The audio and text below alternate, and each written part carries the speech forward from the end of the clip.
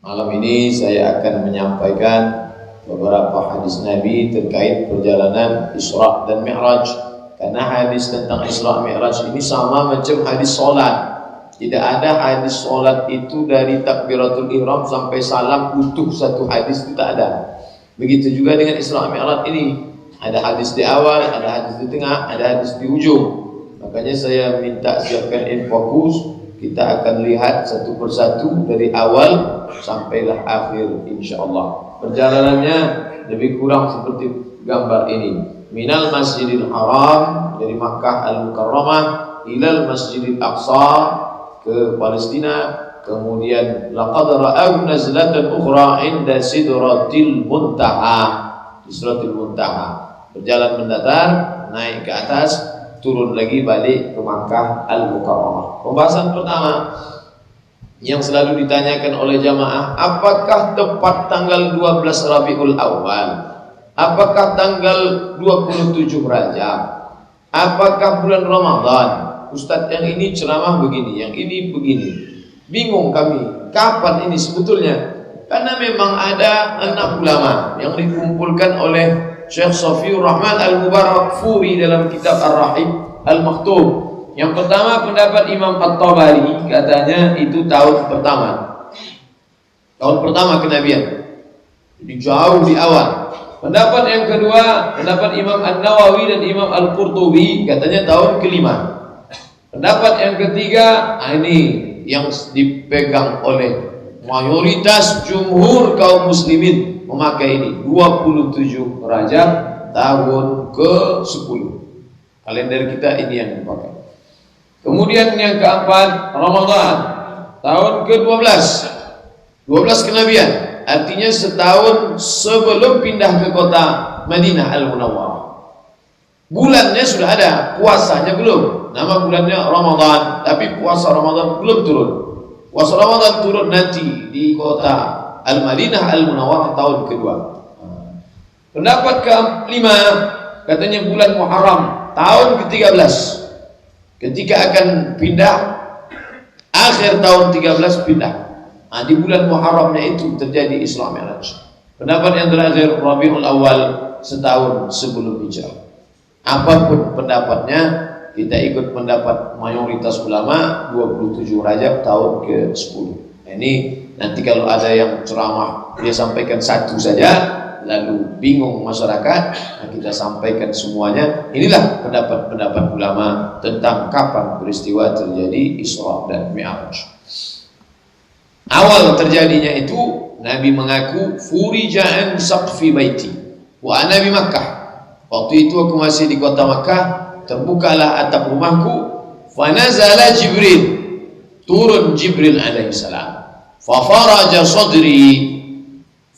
sadri, dia belah dadaku, thumma ghasalahu bima'i Zamzam, lalu dia basuh hatiku dengan air Zamzam, thumma ja'a bitistin min dhahab, lalu dia bawa tistin, bejana yang terbuat dari emas, mumtali'un hikmatan wa imanan, berisi dua, isinya di dalam itu adalah hikmah dan iman. Fa'afraghahu fi sadri, lalu dia tuangkan, dia tumpahkan, afragha, sampai kosong, sampai habis, fi sadri, thumma aqbaqahu, lalu kemudian dirapatkannya dadaku kembali. Inilah 3 kali dada Nabi dibedah. Yang pertama ketika dia kecil di tempat Halimatus Sa'diyah, yang kedua ketika akan menerima wahyu, yang ketiga inilah ketika akan Isra dan Mi'raj. Nah, di situ dijelaskan turunlah Jibril alaihissalam, fa faraja sadri, dibelahnya dadaku, thumma ghasalahu bima'i Zamzam. Apakah ini maknanya hissi, dadanya dibelah bahwa hatinya yang zahir itu dicuci, atau ini maknanya hanya kiasan?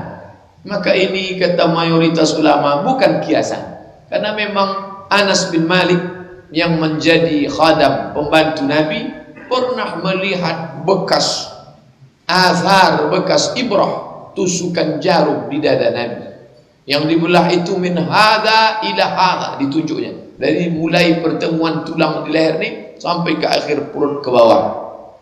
Bertentangankah itu dengan zahir? Tidak. Jadi dia tidak bertentangan dengan zahir, karena zahir batinnya memang zahirnya dibasuh. Kita hati itu memang mesti bersih secara zahir. Kalau bersih batin, bersih dari sifat takabur, bersih dari sifat hasad, bersih dari sifat riya, sum'ah, itu tak nampak. Mana ada nampak ini takabur, ini riya, ini hasad, ini sum'ah. Itu maknawi. Tapi yang dimaksud bersih dua-duanya. Bersih apa? Hati itu menyemprotkan darah. Kalau darahnya kotor, maka disemprotkan darah kotor ini naik ke otak. Maka itu yang disebut Allah nasiyatin kadzibatin khati'ah.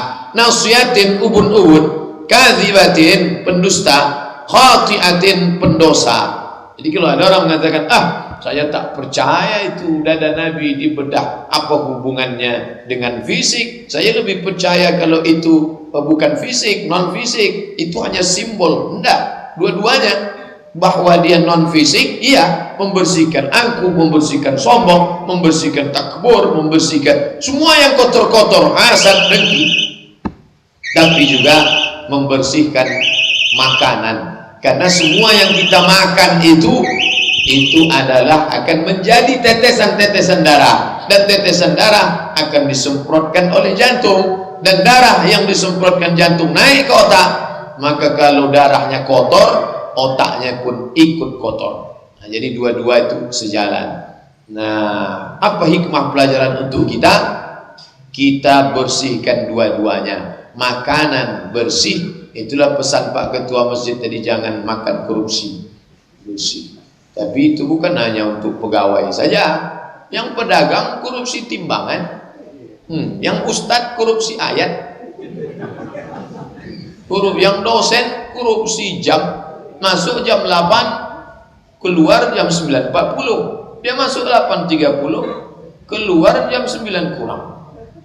Prinsip dia kalau sudah terlambat di awal, jangan pula lambat di akhir, gitu. Maka dia cepat pulang. Nah ini, jadi kalau dikatakan korupsi hanya pada pegawai, dah, semua aspek. Pedagang korupsi timbangan, pokoknya semua aspek kita ini ada ristibu. Lalu hasil yang haram masuk, disuap jadi nasi, masuk ke jantung, kotor. Nabi dibersihkan oleh Jibril alaihissalam, makanya dia sehat walafiat, tak pernah dia sakit. Jadi dua kebersihan, bersih zahir, bersih batin.